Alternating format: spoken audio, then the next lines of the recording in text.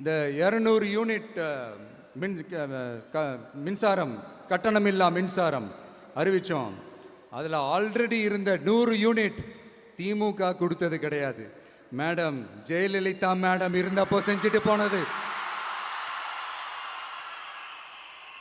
Stalin sir பதவி போன அந்த கடுப்புல அறிக்கையா விட்டு தள்ளிக்கிட்டு இருக்கிறாரு. என்ன பண்ணீங்க உங்களுடைய ஆட்சியில்?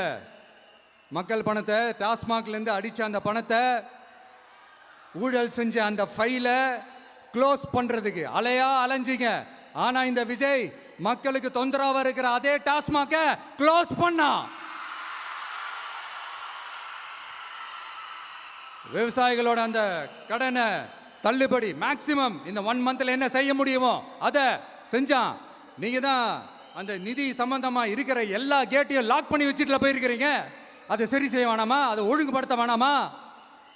அதனால மறுபடியும் சொல்றேன், இந்த விஜய் பொய் சொல்லி ஏமாத்துறதுக்காகலாம் அரசியலுக்கு வரல.